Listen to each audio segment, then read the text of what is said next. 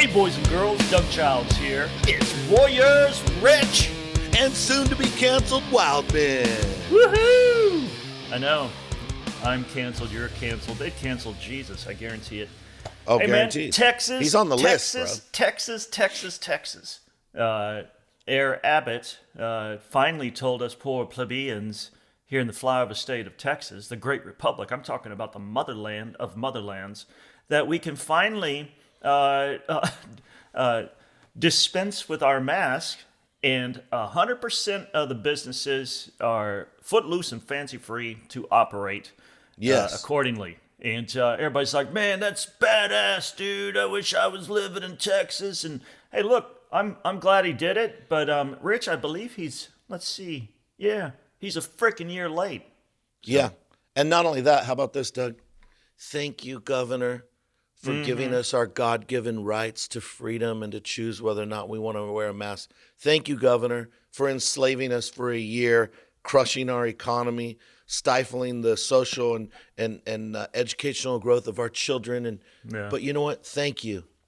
Yes. A year later, hey, almost a year to the date of 14 days to flatten the curve. Yeah. Remember that, Mr. Abbott, dear Governor? And again, I mean, in lieu, Rich, of the other draconian states, New York and California being the chief offensive of the lower 48. Well, Arizona sucks too. I'll throw that out there. Yeah, so Texas seems like, yeah, man, this, Governor Abbott's a badass. No, Governor Abbott's a dumbass. Yep. And he wrecked. Go down to Austin, man. Next time you and, hopefully it'll open back up, but they're already caterwauling. It's like, no, even though Governor Abbott said we could, we must keep in place. That's a university town. They're not going to open back up because they were always Texas looking Tech. for an excuse to lay around. Yeah, Texas Tech. I went up to Lubbock this past weekend, and dude, very few masks. Churches, cranking. Some of them were. Other ones folded up like a cheap lawn chair under the weight of a strudelhun. Going to the bars, going to the restaurants, nobody's wearing a damn mask except for the servers and stuff. So, yeah, again, in comparing and contrasting the great Republic of Texas with other, wussified states, yeah, it looks awesome. But what Abbott did to this state, what he did to these businesses, like you said, when we were originally sold on 14 days to flatten the curve, well, Rich, I'm not a Catholic, but I think, he should do some penance some way, somehow. So what do you think, bro? Well, what I think is it's okay because the federal government's got us. They're passing a $1.9 trillion COVID relief bill, and I think 9% of that is going to the people.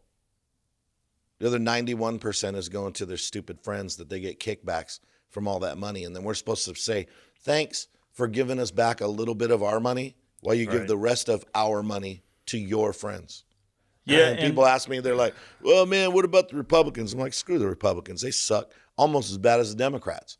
And then the Republicans are like, send us some money so we can fight. It's like, bro, you had a chance to fight, and you're nutless. You didn't fight. A little bit more money is definitely not going to get you guys in the fight. Yeah, term limits, brother, term limits. Term limits. You know what I heard a guy say at a cigar bar recently? He was doing a liberal rant, and in that, another guy said, well, what we need term limits. And he goes, well, I agree with that for the House, but not for the Senate. He said, we don't need amateurs running the Senate. And I said, excuse me, from across the room. I was not in the conversation, but since he was loud, I interjected myself. And I said, I'm pretty sure it's a government of the people, by the people, and for the people. And the founding fathers never envisioned professional politicians when they wrote the Constitution. Hello. You know what he said to me? Nothing. He ignored me because he got punked. And punked by Rich. And some older guy sitting there looked over at me on the side and he goes, I agree with you. And his wife, who looked mean, took her glasses off and looked at me and said, me too. And then she put her glasses back on. I was like, well, I'm glad she's on my side. Yeah, New Hampshire, for their representatives, they pay them $250 a year. Good. That's all they get, you know. Good. I had this one politician in Texas when I first moved here, Rich. We were on a dove hunt, and dude, it's 5:30 in the morning, and homie don't play well at 5:30 in the morning. I've seen you at 5:30 in the morning. Ooh, When Lord. we're hunting. Yeah, I'm more of a late at night type guy instead of early to bed, early to rise type crap. Unless again it's hunting or fishing, you ain't gonna see me at that ungodly time. Anyway, I'm sitting there, just trying to let the coffee kick in, let the synapse start firing on all 8 cylinders, and I'm just kind of satelliting the main conversation. And there was this guy running for Senate. And everybody's over there ogling him. He's got his frickin' signs on his picture and his signs. Vote for me on the side of his vehicle. And I'm just like, oh God, this is so gross. And they're like, so are you gonna do it? Tell us yes or no. He goes, I think he said we get about $180,000 a year, and it's got a great pension plan. And it's like, that's the wrong mother snatching answer, dude. Yes, To it me, is. Yeah, to me, it's, I'm pissed off because we've got this lugubrious government that is overreaching. It doesn't take care of our rights. It gets in our way on a constant 24/7, 365 basis. The problem's on the left, the problem's on the right, and I'm going to go in there and fix it in 2 years, maybe 4, and get the blank out of there. That would be the right answer, and That's the right answer. I would say, sir, can I have your phone number and email? Because I'm going to blow you out to all my peeps. When we were cranking hard on Clash Daily, and I'm going to put 10 million eyeballs on you because finally somebody is saying something with some constitutional semblance of sanity. And but no, I'm in it for the money. The pension's good, and we can maintain our lifestyle at a buck 80 a year. Well, check this out. It's funny. Go to because hell. The church can be like that too. I remember I was going to have a conversation with a couple about being campus pastors at one of our churches. And I really was praying about it. And I said to the Lord, I said, please show me if they're not the ones, right? Yeah. So 5 minutes into the conversation, they said, so how much time off a year will we get? God. And I said, you know what? Never mind. I literally told them that in the meeting. Yeah, you should have I told said, him. yeah, don't worry about just it. say, listen, we're going to give you 365 days off. Yeah, You- for the you next never- 400 years, you're off. Get Right. out of here. Yeah, go Bro, pound sand. who says that? And these people were on my leadership team. They know me, Doug. They should have known that was no. Right. Yeah.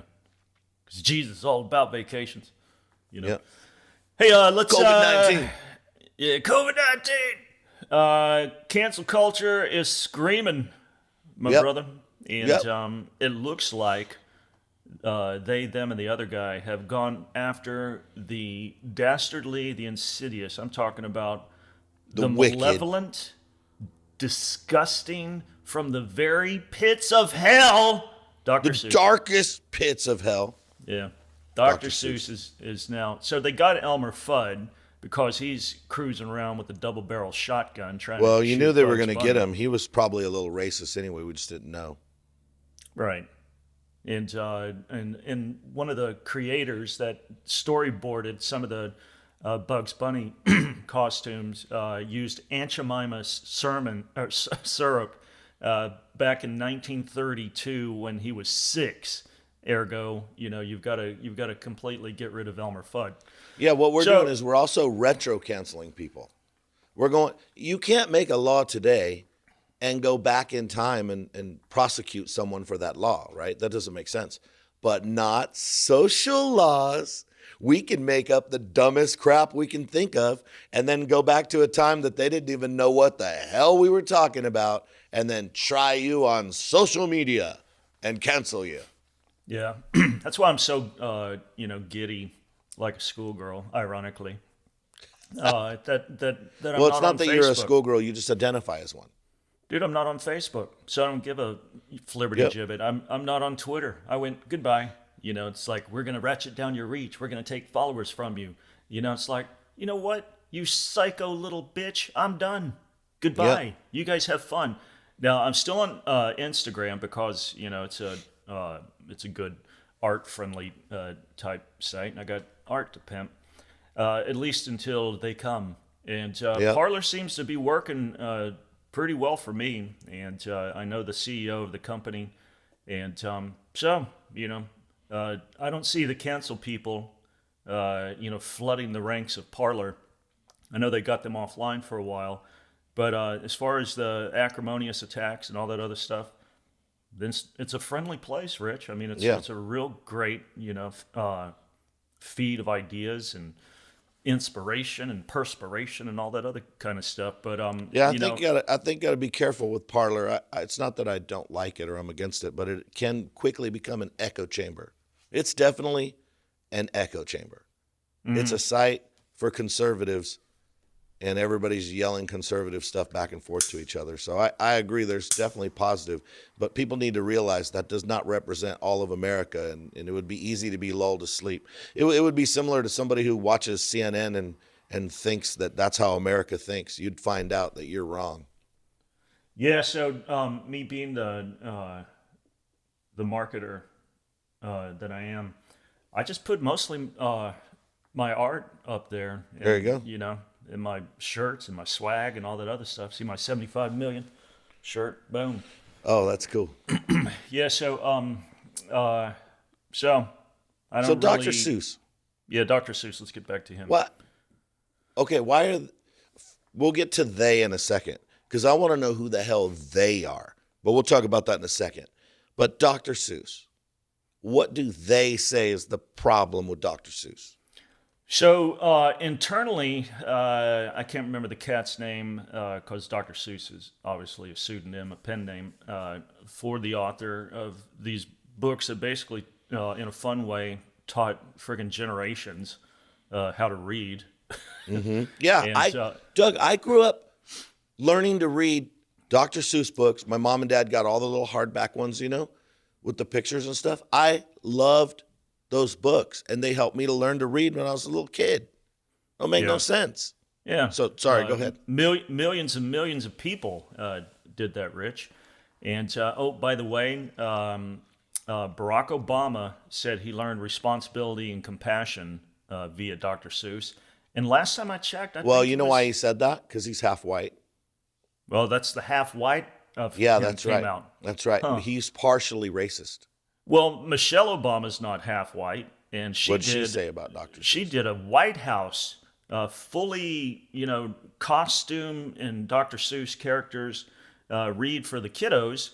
I can't remember if it's the first or second term in office, but they had zero problems with it. And if it was the half-white part of Obama's psyche that was agreeing with, again, the satanic Dr. Seuss, then Michelle can't claim that because she's not half-white, and she likes them. Well, here's the problem, though. See, Obama, because he's half-white, he doesn't know that he's partially racist. So we need to tell him, because that's what they tell me all the time. I tell people, I'm not racist. I could care less. And people tell me, you just don't know that you are.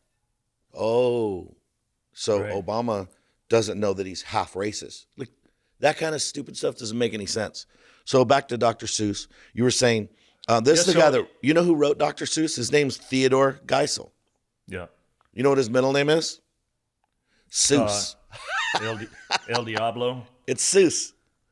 So internally with the Seuss Foundation that oversees the publication of his shit, I don't know how many books that cat wrote. They determined that 6 were insidious, and they were Insensitive. taking pot shots at blacks and Asians, and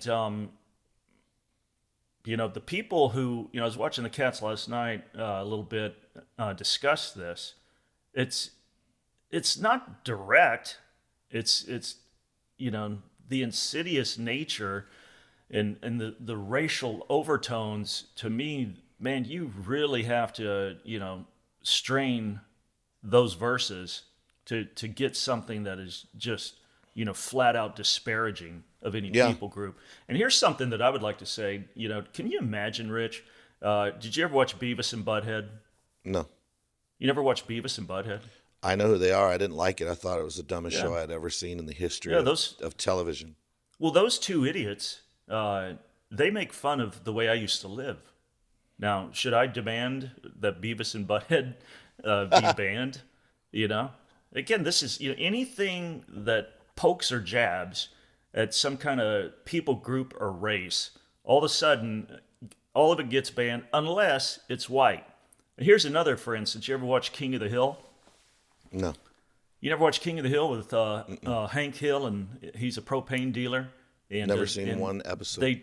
They disparage him as this bumbling, hey Bobby, Peggy, what you doing? I'm a propane dealer, and just completely, making fun of propane dealers, which I know propane dealers, and they're freaking great Americans. Now the propane dealers out there could start, a hashtag movement telling Michael Judge that he's a piece of crap, that he should be canceled from Hollywood forever, and that King of the Hill should be offline because it makes fun of people from West Texas. That's funny. You Well, know? I'll tell you something interesting about that. I remember a lady, you're going to find this humorous. You're going to love this story, Doug. A lady came to me one day and wanted to talk to me about something serious at the church, an older lady. I said, okay. And she said, I have a problem with the church logo. I said, okay. It's literally the world, and then half of it is a flame. Kind of a play off of the what is it, the Presbyterians, the cross and the flame? Is that not the Presbyterians? So Methodist. Methodist. That's right. Yeah, right. John Wesley. Yeah. Okay. So it's a play off of that. It's just the world and flame, right?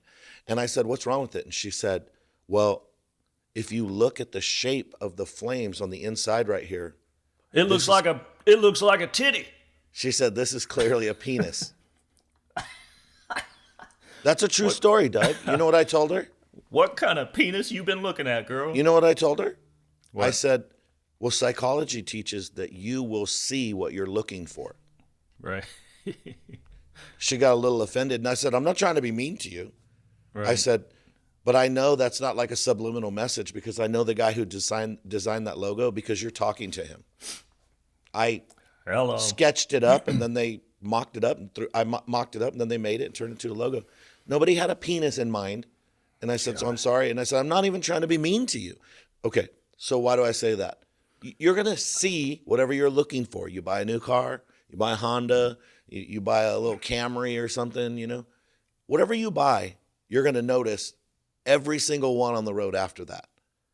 Well, they were always there. You didn't notice it because you weren't looking for it. Once we get in this mindset that everything is racist or everything is putting people down or everything is insensitive, then we're looking at everything through that lens, we're trying to find it. And you know what? You can find whatever you're looking for. You can literally create those things in another person. You can make it what you want it to be. And I really feel like that's where we're at, Doug. People are just making up stuff. I saw a meme.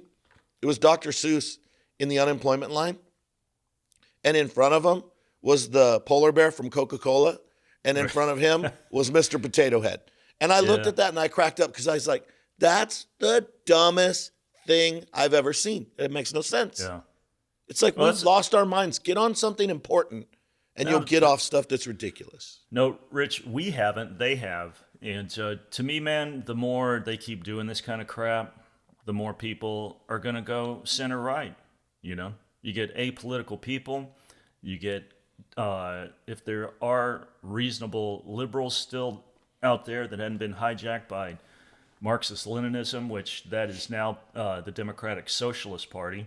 The never-Trumpers who just loathed, his 4 years in the White House, even though he made America great again. I think they're all going to get, fish slapped into realizing that these people are mentally ill, And yes. And the more they keep yarbling, the more they keep banning, the more they and they call Trump a Nazi. I believe the book banners was part of the National Socialist Party. Of course. Back in Deutschland, or over there in communist Russia or China. And they're the ones who ban books. They're the ones who ban people. They're the ones who cancel stuff. Dude, I'm telling you, man, if Jesus was around today, they'd cancel him. Yes. He called a woman Well, a they're dog. going to try. They're going to try soon. It's coming. Well, they're canceling, again with the COVID stuff, cancel gathering together, make it quote unquote illegal, even though it's not a law. And Well, some churches have been closed for a year, and you know what they said? Because Pastor so-and-so takes COVID seriously. That's because Pastor so-and-so is on a 1-year vacation. Shut up. That's stupid, man.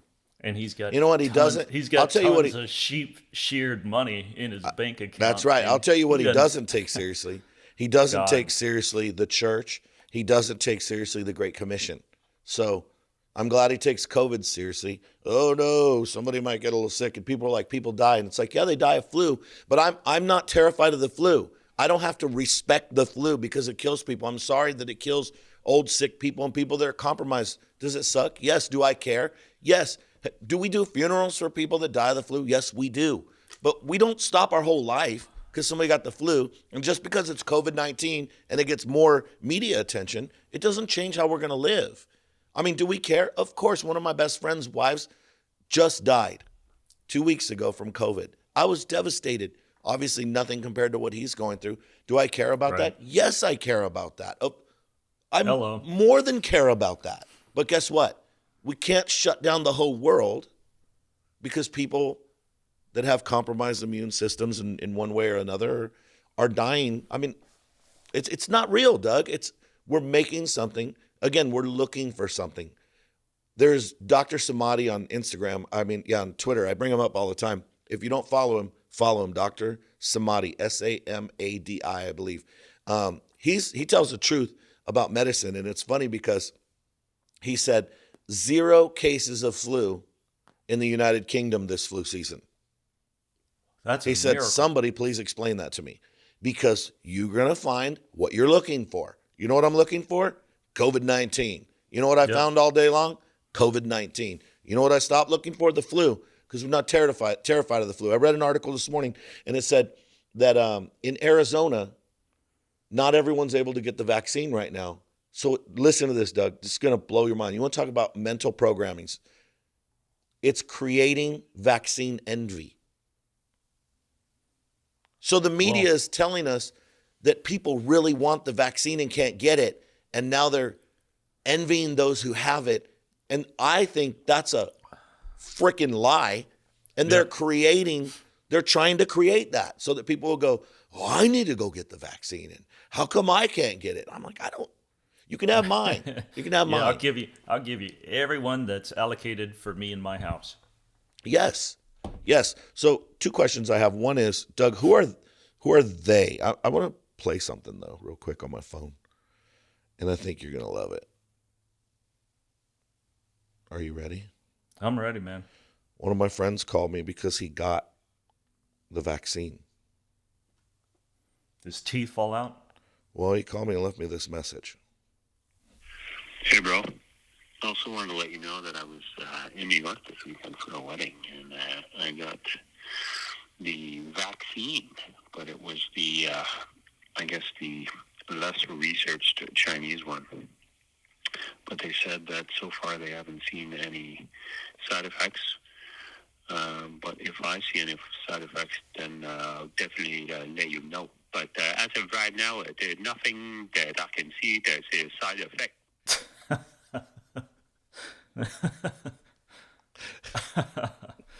Yeah. Do you like that? Yeah, I'm ready, man. Pop a vein, baby. Pop a vein. Stick that juice in me. Yeah, I get that stupid thing. So who are they, Doug? Now they say they are demanding and they are canceling and who are they? Yeah, let me tell you a funny story to intro the they. I used to work testing weapons, and this guy said to me, he said, what happens if they come in here and get into our filing cabinet? And what if they get in here? And I said, we're on a military base. It's their job to protect everything that's here. He says, yeah, but what if they, and he's going on and on and on. And I said, who's they, bro? who's they? And he says, well, the Russians, they're going to come get everything. I said, if the Russians want to get our data, they're not going to come here and come on the base and break into the shop and get in your briefcase and get it. They're going to get it the ways that they get it. Whoever they are, they're not here. It was an imaginary thing. It's hypothetical. I want to know who they are specific, Doug. Who are they? Who? They? They. They, Rich, or them? Who are they? Who It's them. canceled Dr. Seuss? I want a name. Again, I want an organization. Right. Who are they? It was his organization. Is that true? Yeah, they're the ones who said we're pulling these 6 books. And I think all 6 books skyrocketed to like $100,000 a piece. So it might be a good marketing ploy going forward for people to, gin up sales for their stuff. Hey, Doug, let's cancel out ourselves. From here on out, and then people will listen to ban me. So I am Doug, now an outlaw. They don't want to hear from us anymore. Let's just say they. We'll pick some people that don't like us, and we'll just pretend that it's a bigger group or something. We'll just say they. Okay. That works. Because also more important. And think of what they had done to King David if he was around. He married 7 women. Was it 7 or 8? But it's a lot. 10. He committed adultery, and he was a leader. Shame, ban him. Yeah. He had Uriah snuffed out, Bathsheba's old man. Who would ever follow that kind of tawdry character? He tried to hide his adultery and murder, and we found out. He danced naked during a worship service. Shoot. Ban him. Cancel him. He cut the foreskins off 200 of his enemies' penises just because they didn't hold his view of God. Ban him. Cancel him. He killed a lion and a bear, Rich. What do you think PETA would think about that kind of stuff? They would hate it, but you were correct. He had 8 wives and 18 plus children. I don't know what the plus means. Good it means Lord. We're not sure. Yeah, could have more. Again, here's the message that I want to get across to folks, because I think it's part and parcel of. I've had it happen to me. You've had it happen to you. I had this little twit try to have me canceled or banned or at least distanced from some brothers because he said I wasn't Google friendly. That if you go back and Google me, then you'll see a lot of people don't like me. And I'm like, I could have told you that. I'd have saved you 2 hours of you whacking on to Google. Because the reason they don't like me is that I've been in the arena for about 30 years, writing, syndicated radio show, 2 podcasts, going after stupidity, calling a spade a shovel, going after anti-theists and Islamic radicals. Yeah, so you stand for something, you're going to attract fire. But the thing that, to me was just so gross, and you'd think that, coming from a Christian and a minister, no less, that they would err on the side of this thing called grace, that they'd understand that all of us who are woefully fallen, who used to follow demons and hated God, and are in the process of being sanctified, if truly converted, we all do stupid crap that nobody would want splashed on the television screen. But instead, I'm canceled in his mind and in the mind of the dillweeds that listen to his stupid advice because of bad press on Google, because I've been duking it out, like I said, for the better part of 3 decades. Give me a break, man. And listen, if your family's trying to cancel you, they tried to cancel Jesus. Yep. If your family is trying to make you the naughty, naughty bad boy, well, God, that's where he picks and chooses. Those who are base, those who are vile, those who are foolish, Yep. those who are corrupt, and those who are despised. That's who God says, you're not canceled in my kingdom. Come on in, man. Yep, the that's water's right. fine. So. Jesus said something that encouraged me one day. He said, do men hate you? I was reading that in the Word, and I was like, yeah, Jesus is going to give me some good advice right here. He said, don't worry, they hated me first. I was like, I'm pretty sure that doesn't help me. So here's the deal, Warriors of Wildmen listener. Don't give up on your standards and don't get quiet. That's what they're trying to do. Now, I'm Yep. not saying you should go broadcast it in people's face, and I'm not saying you should be rude. Don't give people a reason.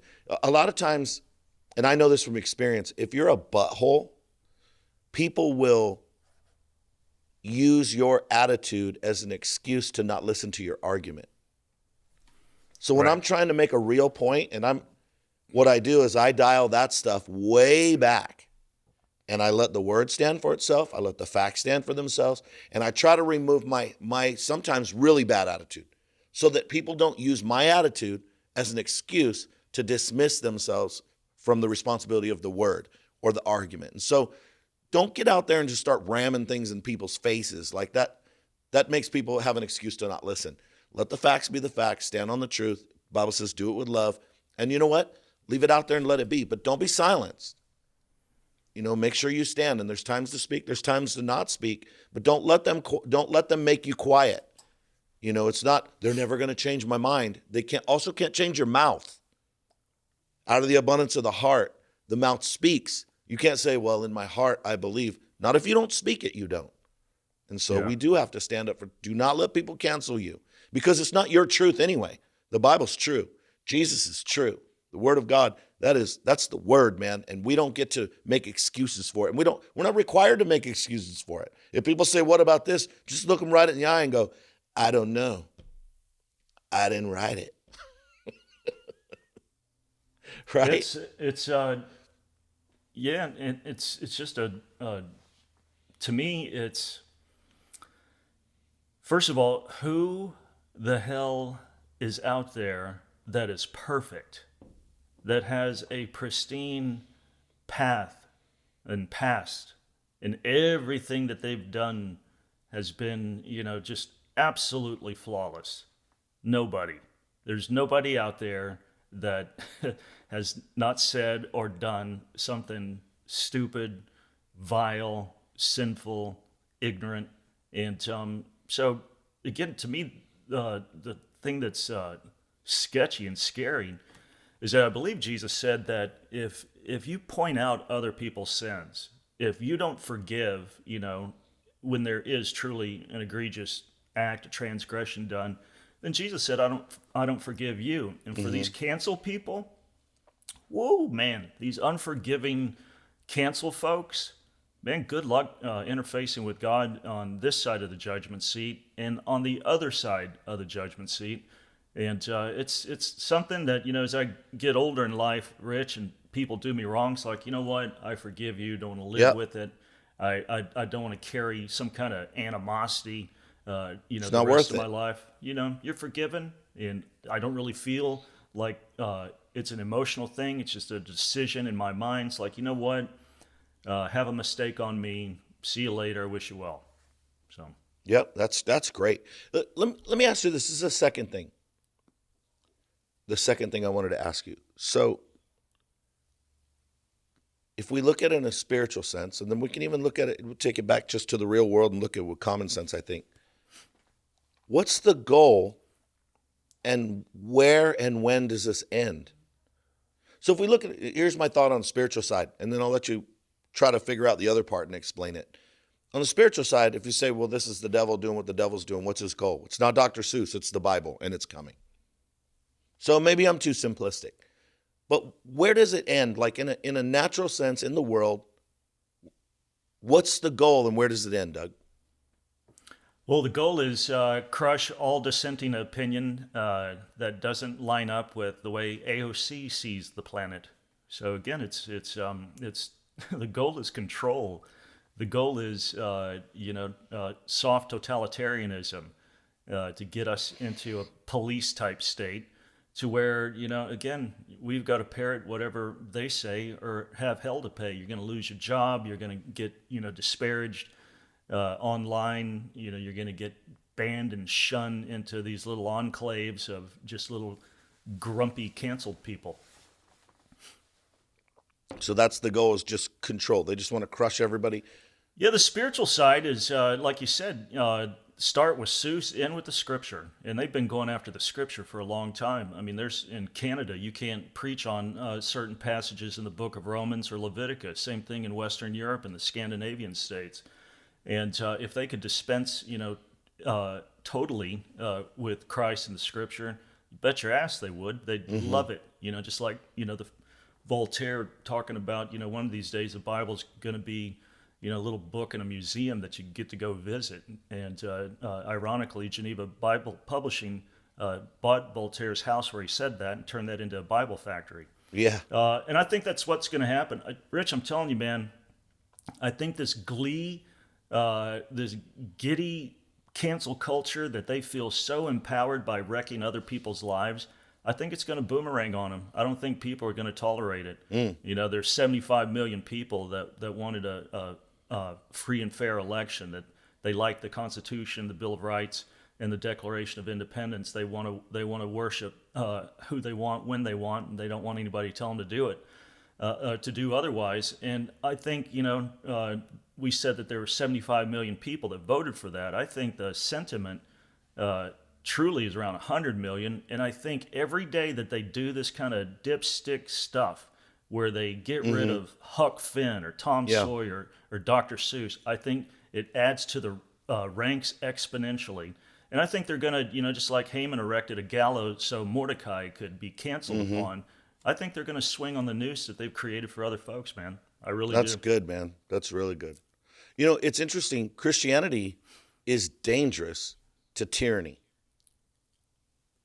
Anybody trying to control a nation, they know that Christians are dangerous to tyranny. They just get to a point where they're like, no, we're not doing that anymore. Right. And so because of that, they think that they're going to crush Christianity, but apparently they're not able to read history, because every time the grapes get crushed, the wine comes out. Every time you crush the grapes, the wine comes out. Every time you crush the church grows and becomes better and deeper and sweeter. And you can't stop the church. Jesus said that. He said the gates of hell will not prevail against it. That's not going to happen, and so they think that they're going to do that, and they're wrong. They're not going to stop Christianity. They're going to make it grow. Yeah, and if they don't believe you or me, then hit Metaphysical Rome on their smartphone and ask Alexander Solzhenitsyn, Well, here's another concept.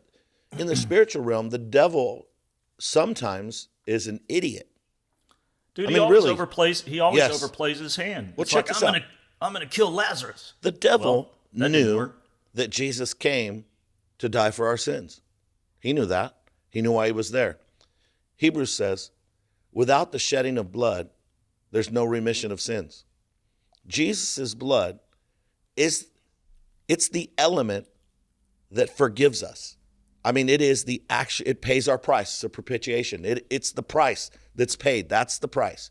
But the blood is of no value if it stays in the container.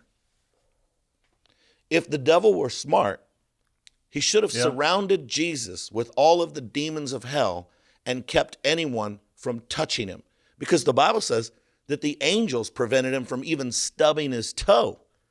Right? Why did they do that? Because he had to be a perfect sacrifice without spot or blemish.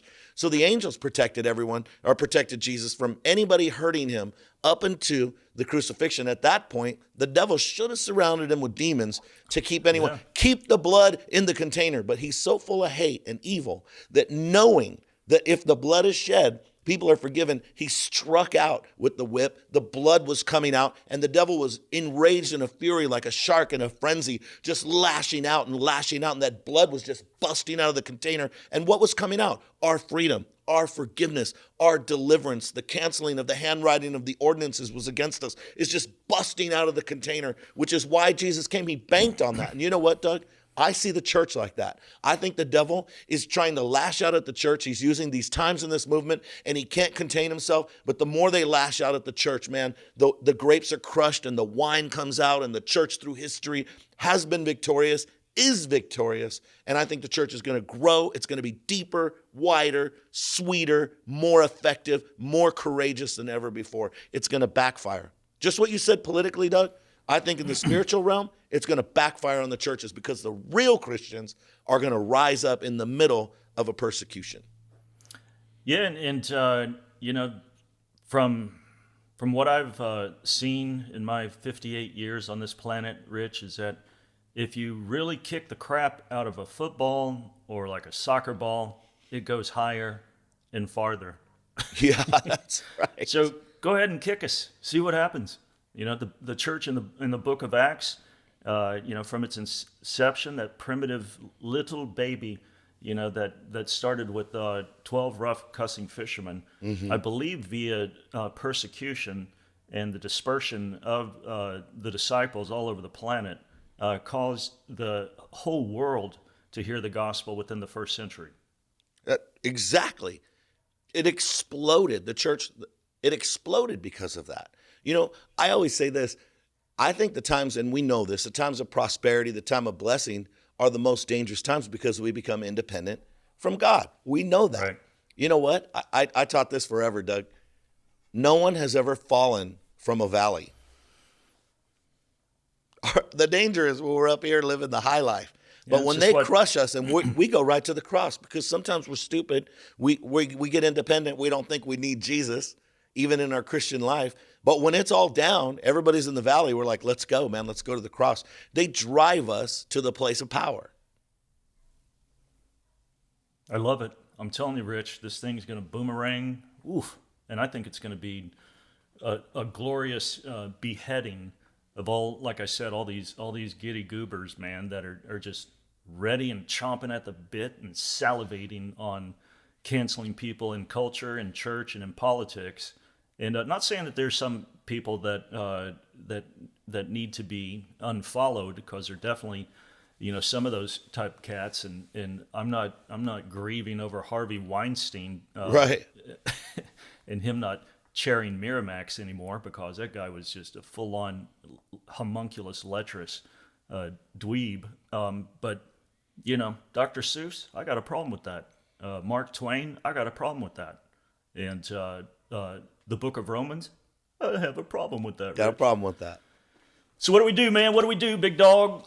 First of all, if Warriors and Wildmen, if you feel canceled, guess what? Jesus chooses and uses the canceled. So cheer up. That's Gets right. better. And all this stuff is the precursor to revival. I believe that. Amen. Go to Warriors and Wildmen, subscribe, like us, love us, find us on social media while you can before we get canceled. That's why it's important, even if you follow us on social media, go to warriorsandwildmen.com, subscribe, send us your email. It's free. We don't fill your inbox with a bunch of garbage. We hit you a couple times a week, maybe once a week, and let you know what's happening with Warriors and Wildmen. And then also, if you want to support us, go to the War Chest and send some cash our way. Help us do it. It's a write-off on your taxes. We'll give you the paperwork and everything on that. So if you want to help us put this message out, people need to hear it, help us do that. Warriors and Wildmen.